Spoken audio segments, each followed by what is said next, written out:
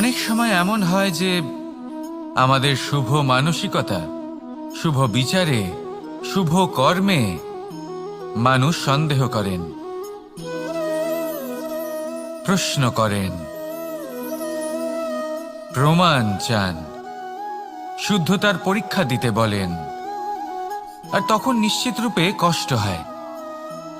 আমরা ভাবি এটাই হলো জীবন। এত শুভ ভাবনা ভেবেও, শুভ কর্ম করেও মানুষ আমাদেরই সন্দেহ করেন। দুঃখ অবশ্যই হয়, কিন্তু দুঃখী হবার কোনো প্রয়োজন নেই। কেন নেই? কারণ যদি কেউ আপনাকে সন্দেহ করে, করতে দিন। সংসারে কি হয় তা দেখুন। এই সংসারে সোনার শুদ্ধতাকেই পরখ করা হয়, কয়লার কটুতাকে নয়।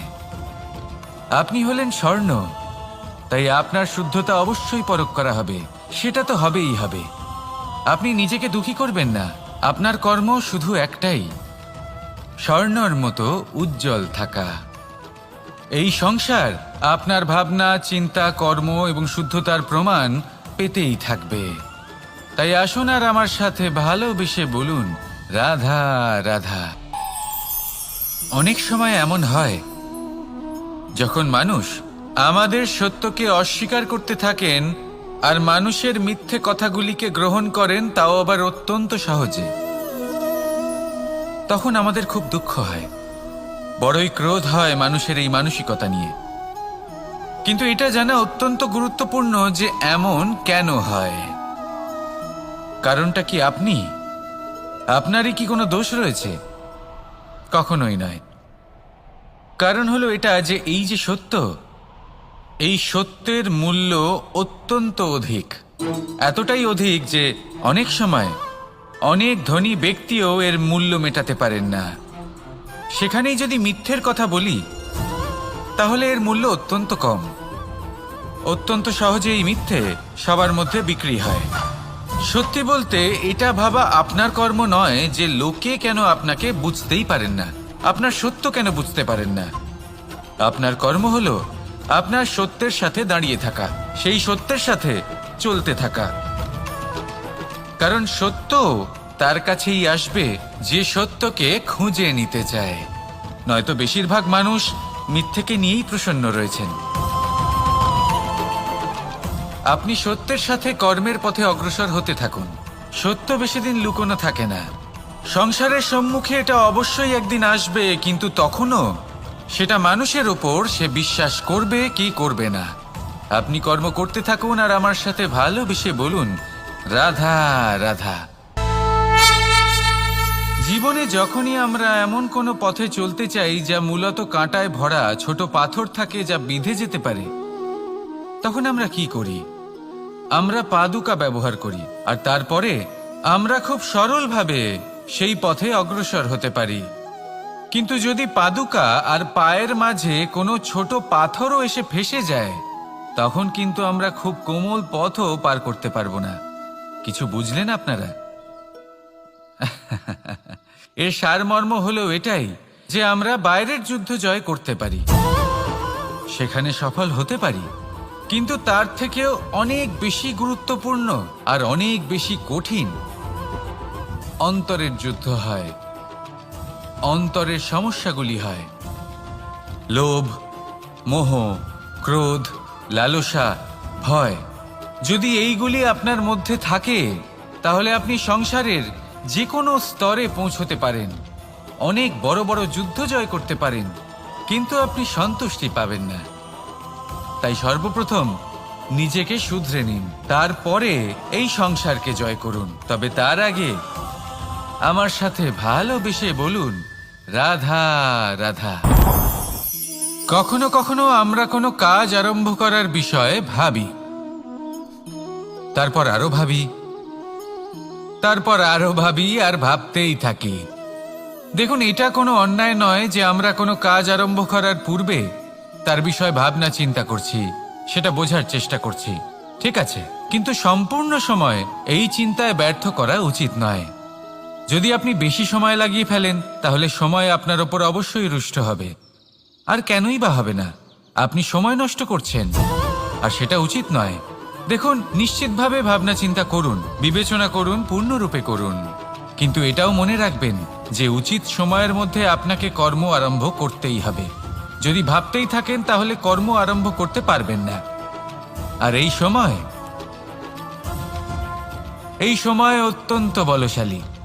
যদি একে সম্মান করেন তাহলে তা আপনার সাথে থাকবে, আর যদি না করেন তাহলে থাকবে না। আসুন সময়কে সম্মান করুন আর আমার সাথে ভালোবেসে বলুন, রাধা রাধা। আপনি কখনো ভেবে দেখেছেন কি সেই জিনিস যা আপনাকে সামনে এগোতে বাধা দিচ্ছে? ধরুন আপনি কোনো পথ দিয়ে যাচ্ছেন, পা মুচকে গেলে তা আপনাকে সামনে এগোতে বাধা দেয়।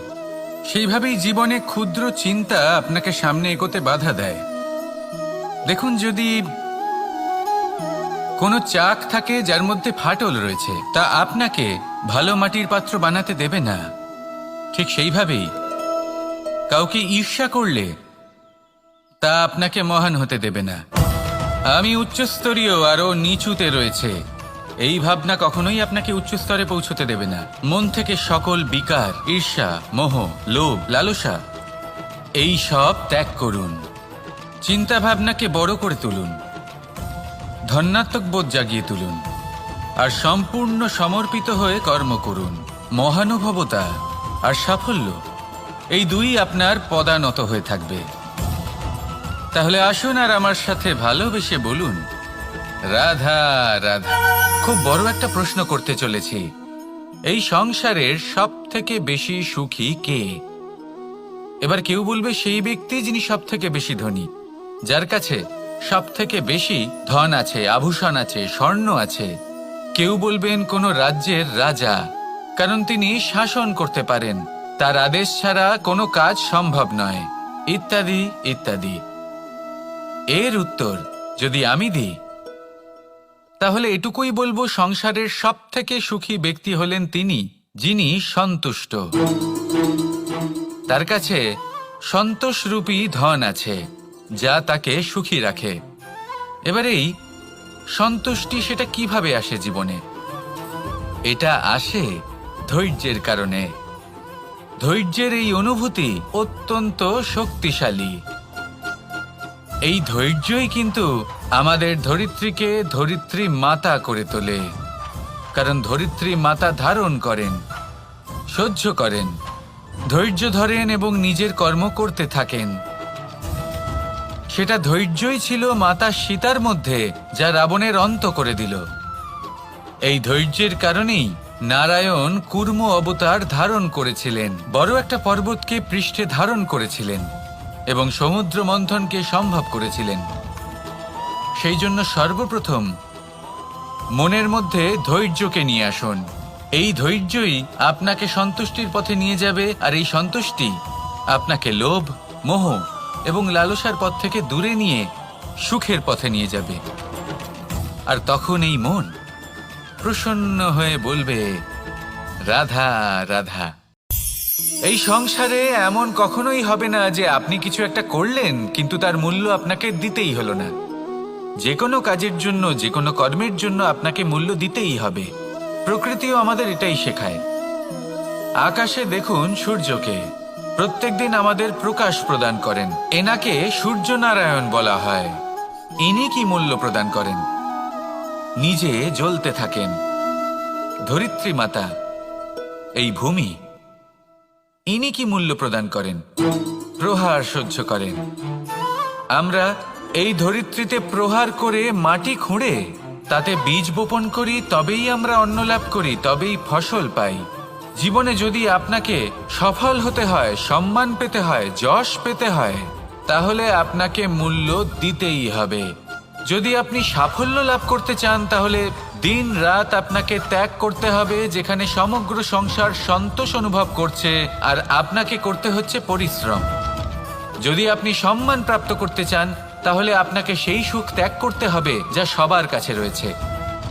যদি আপনি যশ লাভ করতে চান তাহলে নিজের অন্তরকে মেরে ফেলা আপনাকে শিখতে হবে, তবেই আপনি যশ লাভ করবেন।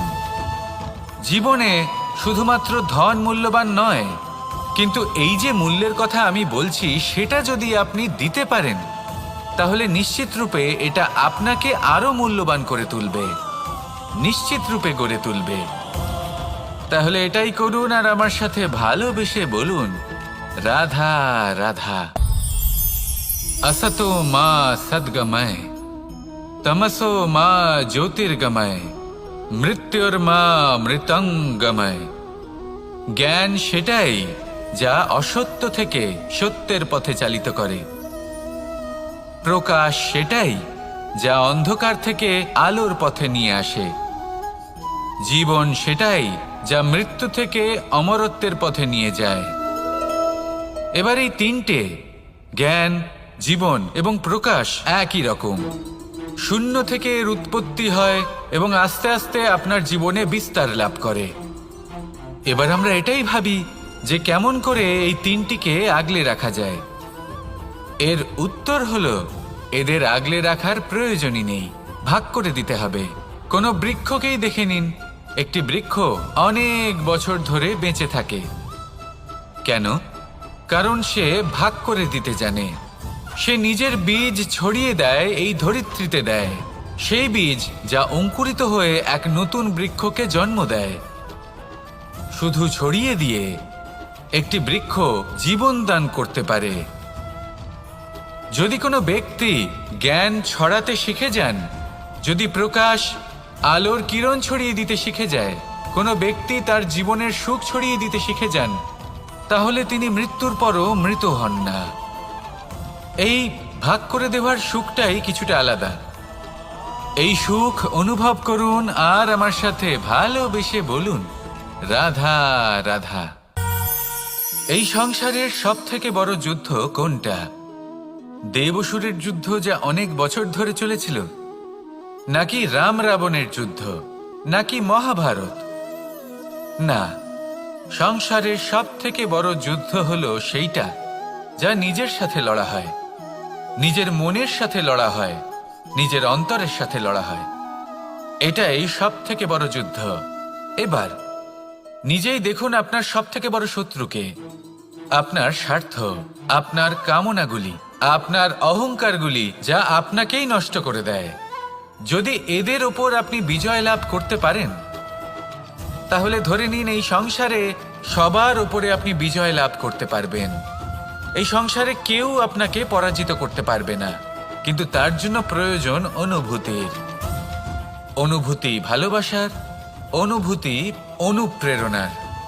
যে ব্যক্তি ভালোবাসতে পারেন এবং প্রেরণা দিতে পারেন, তিনি চিরকাল জয়লাভ করতে পারেন। নিজের কাছে ভালোবাসার এক অস্ত্র রাখুন আর প্রেরণার এক ঢাল। জীবনে কেউ আপনাকে পরাজিত করতে পারবে না। আসুন আর আমার সাথে ভালোবেসে বলুন, রাধা রাধা। মানুষ চিরকাল বড় মানুষ হয়ে উঠতে চায়, সবসময় সেই নিয়ে কল্পনা করে। কিন্তু প্রশ্ন হলো এটাই যে মানুষ বড় কখন হতে পারে? যখন সে ধনী হয়ে ওঠে, নাকি যখন তার কাছে সম্মান থাকে, নাকি যখন রূপবান হয় বা অধিক শক্তিশালী হয়? মানুষ বড় মানুষ তখনই হতে পারে যখন বিপদের সময় সে অন্য কোনো মানুষের পাশে এসে দাঁড়ায়। তাই সর্বপ্রথম এটা শিখুন। হয়তো এই জন্যই হনুমান শ্রীরামের কাছে এতটা বড়, আর হয়তো এই জন্যই বলরাম দাদা আমার কাছে এত বড়। যদি আপনিও জীবনে বড় হয়ে উঠতে চান, তাহলে কারোর সাথে তার দুঃখের সময়, তার সংকটের সময় তাকে সঙ্গ দিন আর পাশে এসে দাঁড়ান। এই মন প্রসন্ন হয়ে বলবে, রাধা রাধা। জীবনে সবথেকে বেশি গুরুত্বপূর্ণ বস্তু কি? বাড়ি, বাহন, সোনা, ধন। যদি আমি সত্যি বলি, তাহলে জীবনে সবথেকে বেশি গুরুত্বপূর্ণ বস্তু কোনো বস্তুই নয়।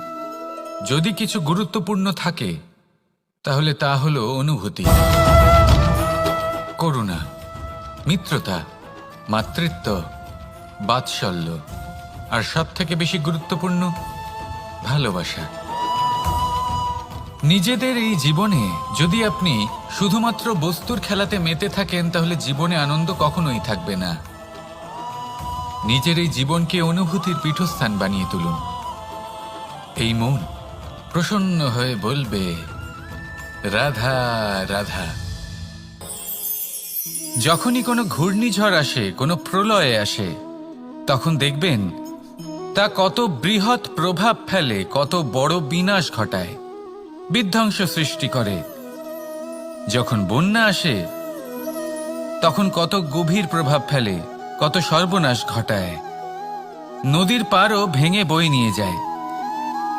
সেখানে কোনো গাছকে দেখুন, শান্তভাবে দাঁড়িয়ে থাকে চুপ করে, আর নিজের কাজ করে, ছায়া প্রদান করে, ফল প্রদান করে, কোনো শব্দ না করেই নীরবে কর্ম করে। যদি নদীর কথা বলি, নদী যখন বয়ে চলে খেতে জল প্রদান করে, বনস্পতিদের প্রাণ প্রদান করে, আমাদের পানীয় জল দেয়। এত মহান কাজ করে কোনো শব্দ না করে, নীরবতার সাথে। এ হলো এক শিক্ষা যে এই সংসারে যারাই মহান কর্ম করেন তারাই নীরব থেকে সেই কর্ম করতে থাকেন, কারণ ওনারা জানেন যে গুরুত্বপূর্ণ প্রচার নয় বরং কর্ম।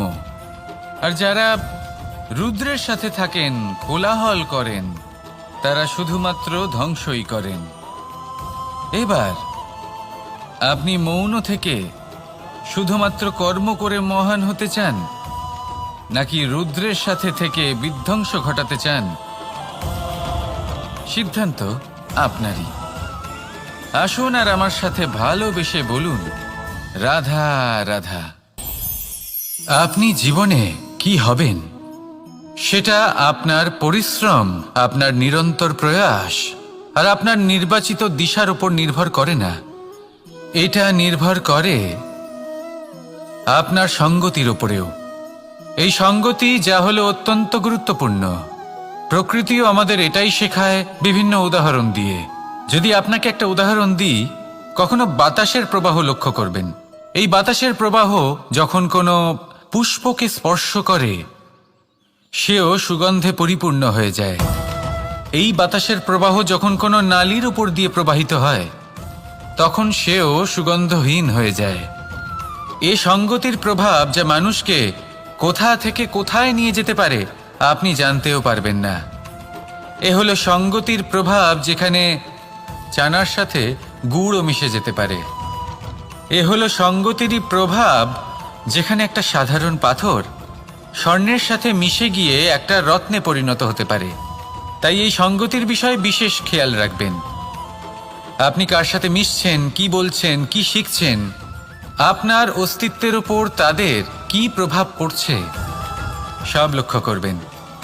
আর আমার সাথে ভালোবেসে বলবেন, রাধা রাধা।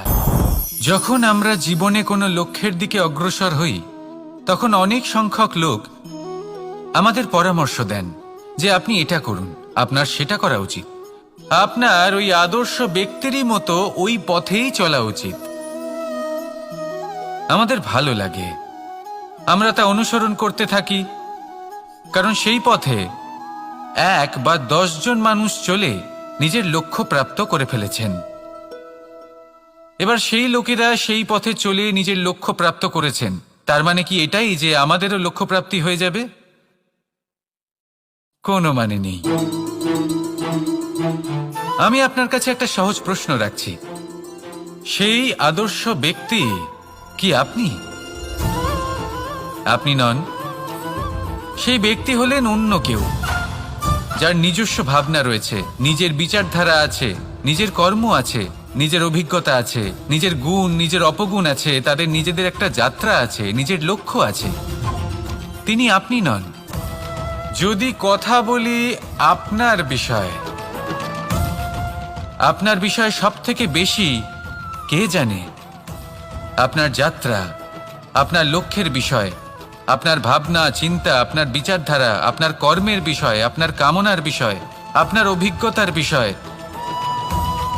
এই সব বিষয়ে সব থেকে বেশি যদি কেউ জানে, তিনি হলেন স্বয়ং আপনি। তাই নিজের জীবনে কোনো পথ নির্বাচন করবেন আর কিভাবে সামনে এগোবেন, এই নির্বাচনও শ্রেষ্ঠ হবে যদি সেটা আপনি নিজেই করেন। আপনি আপনার জীবনকে নিরীক্ষণ করুন, বুঝুন, আর নিজের লক্ষ্য গিয়ে প্রাপ্ত করে ফেলুন। সমাজের সামনে এমন একটা উদাহরণ আপনি প্রস্তুত করুন যাতে ভিড় আপনার পথে চলতে তৎপর হয়ে ওঠে। আসুন আর আমার সাথে ভালোবেসে বলুন, রাধা রাধা। সংকট, সমস্যা, বিপদ এগুলো তো সকলের জীবনেই আসে। অনেক সময় এমন হয় যে মানুষের জীবনে যখন এমন কোনো বিপদ আসে তখন সে ভয়ভীত হয়ে পড়ে, চিন্তিত হয়ে পড়ে, নিরাশ হয়ে যায়। কিন্তু আমি আপনাকে একটা সত্যি কথা বলি যে আমাদের ব্যক্তিত্বের বিকাশের জন্য, আমাদের নিজেদের লক্ষ্যে পৌঁছে দেবার জন্য এই সংকট, এই সমস্যা এগুলো অত্যন্ত গুরুত্বপূর্ণ। আর এর উদাহরণ আমি নয়, বরং প্রকৃতি স্বয়ং দেবে। আপনি নিজেই ধরিত্রী মাতাকে দেখে নিন। ধরিত্রী মাতা সূর্যের তাপ সহ্য করেন কেন?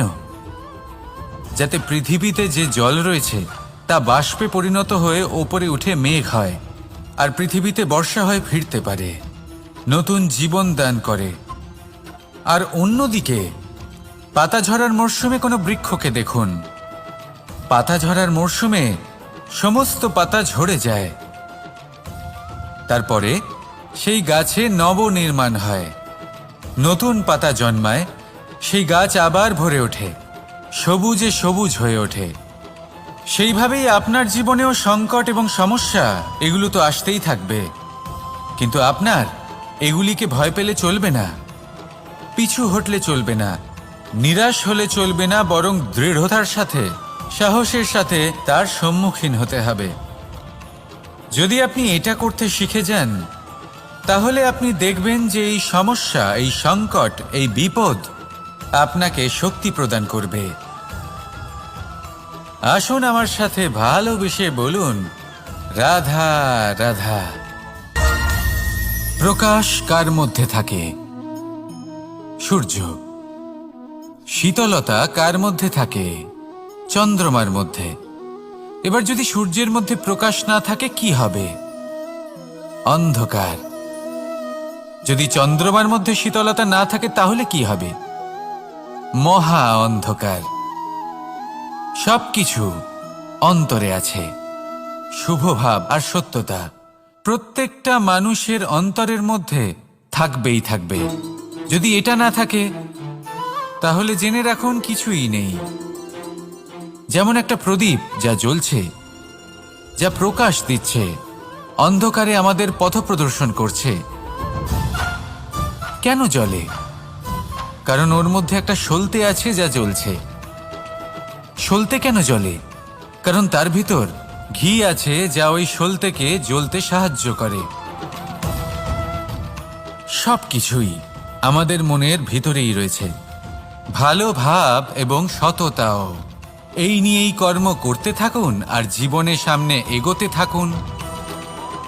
সমস্ত জীবন আলোকিত হয়ে উঠবে। আসুন আর আমার সাথে ভালোবেসে বলুন, রাধা রাধা।